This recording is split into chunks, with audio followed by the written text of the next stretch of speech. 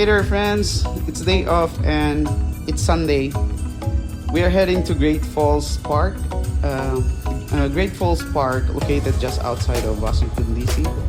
It's 30 minutes from Rockville, from our place. This is located in Virginia. So they said this park is a true marvel of nature. Did you know that these falls are a series of cascading waterfalls on the Potomac River? The site is absolutely breathtaking, according to them, and especially after a rainy season when the water flow is at its peak. So we're going to check that now. Actually, we're about to arrive.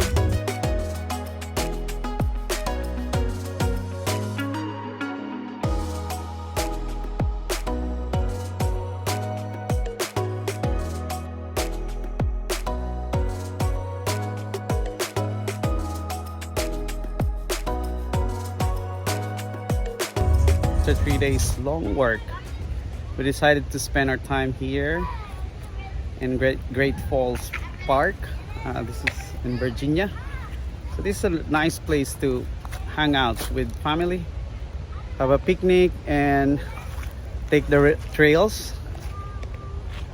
It's not hard, even kids can do it. The trails here in Great Falls. So, yep, that's my kids over there, having fun. Yeah.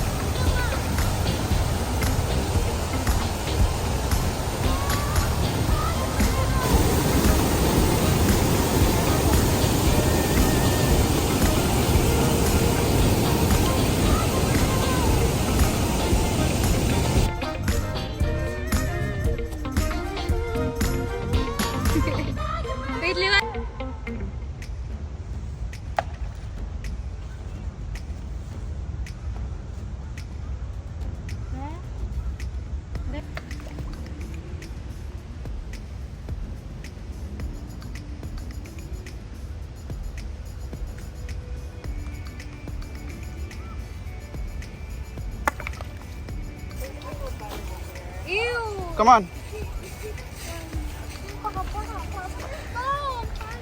Come on.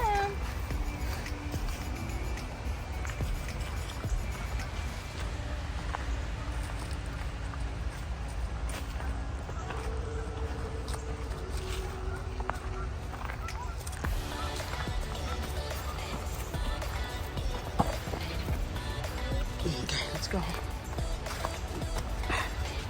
Come on, dirty boy. So dirty. Come on. Come on. Come on. Hey, faster. Naji, bye. Bye-bye. Bye-bye.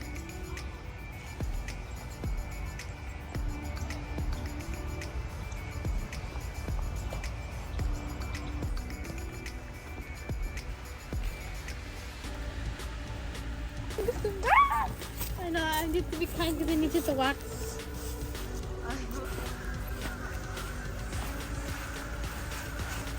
Makita how lazy it.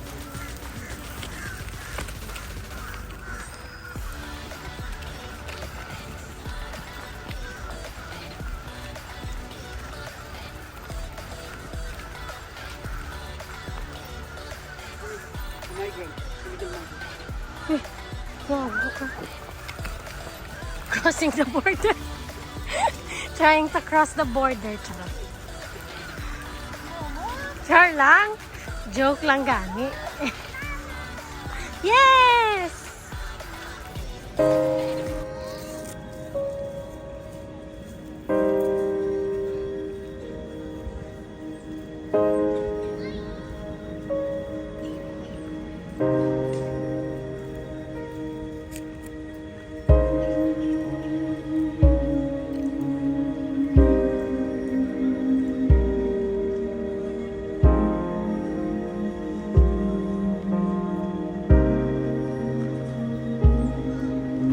Hello guys, so this is my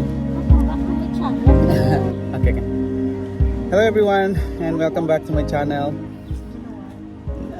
It's not been a while, kid.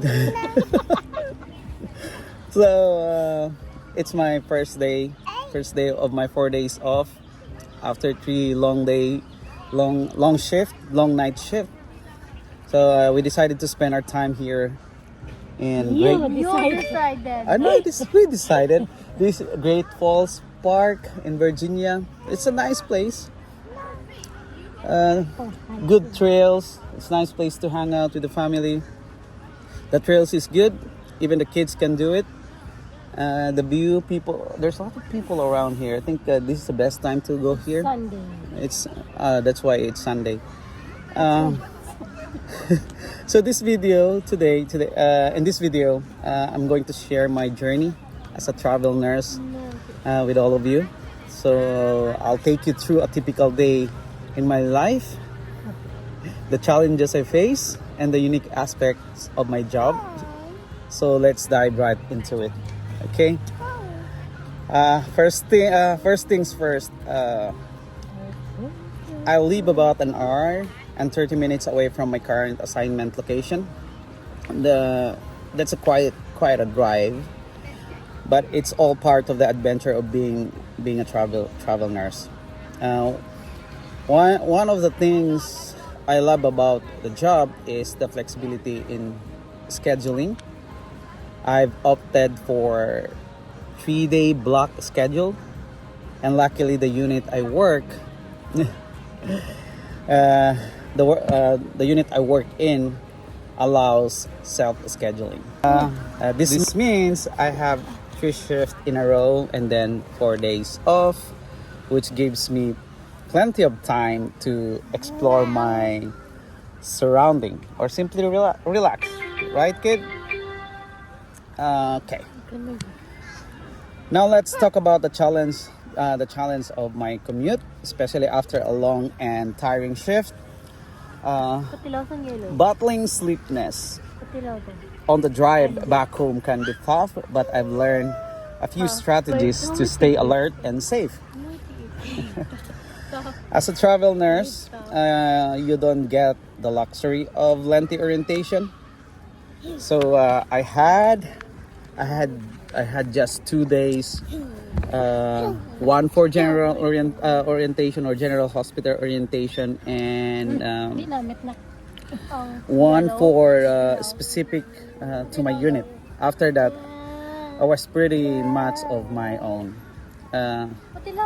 Now, the initial days can be a bit overwhelming. You have to figure out where everything is. What's that? How to do certain procedures and get used to a new team. But the good news is patient care in the ICU is quite consistent across the USA. So that part isn't drastically different. Okay. Now, I've recently completed my 2nd week on this assignment, the one I have currently. And I can happily say that I'm adjusting well. The learning curve may be steep initially, but with time and practice, it gets easier.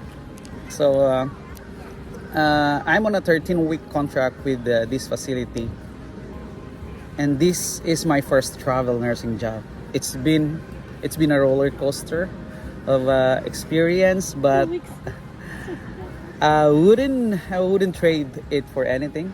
I starting to like it because of the pace and the plenty of off. I don't need to do overtime. That's good. That's the main reason why I choose this travel nursing job. I'm looking forward to the rest of my journey and share more of it with you all of you. Okay, so it's time for us to go and see this park. Let's go, kid. Let's go. Let's go. And then let's go.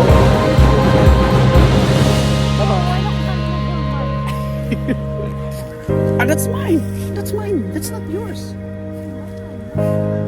Okay, move. Now let's go now. Let's sit down.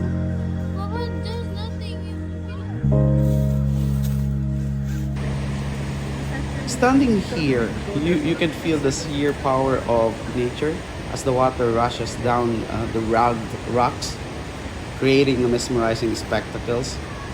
The falls are haven for outdoor enthusiasts, offering a variety of activities such as hiking, rock climbing, and kayaking. One interesting fact about Great Falls is its geological significance. Sige. The rocks here date back to over 550 million years, making them some of the oldest in North America. It's fascinating to think about the history and the changes this landscape has witnessed over millions of years. Another remarkable aspect of Great Falls is its rich biodiversity. The surrounding forests are home to diverse flora and fauna, providing a natural habitat for numerous species. Actually, during our hike, we spotted various birds, butterflies, and even some elusive wildlife.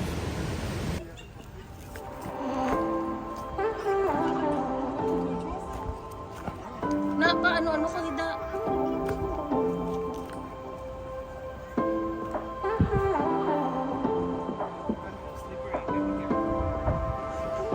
Alright. Buwis buhay. Come on.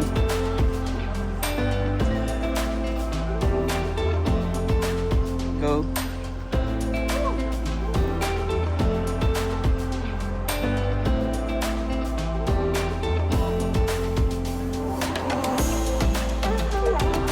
It's my time.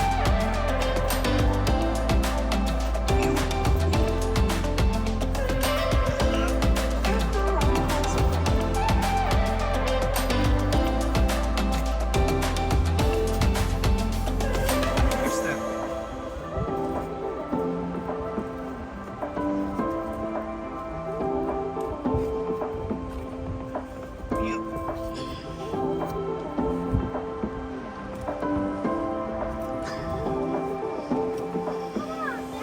Come on. Wow, so high.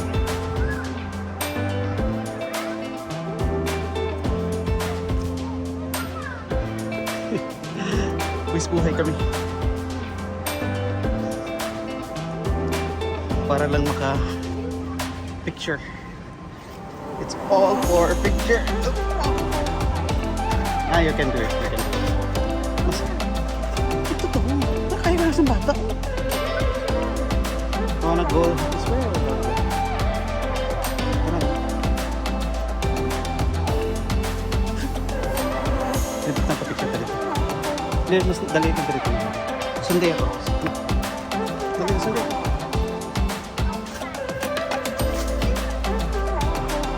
Sundan mo.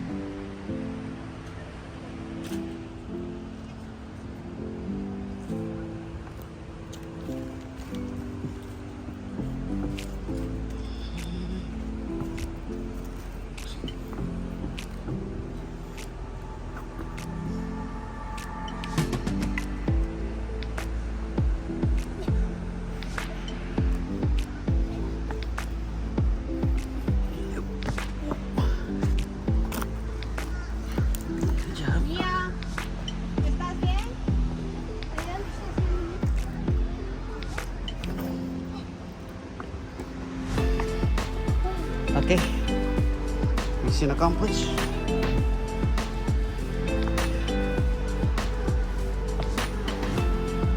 Okay. Ayan.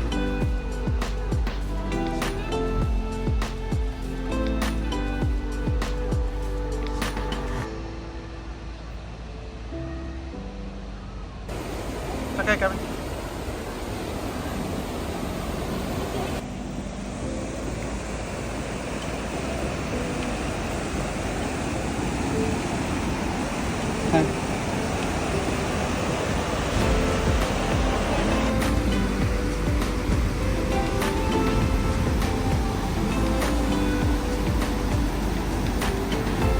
Han, enough na Han! Wala siyang kabalo mag-drive sa amon. Han! No, na Jehan ah.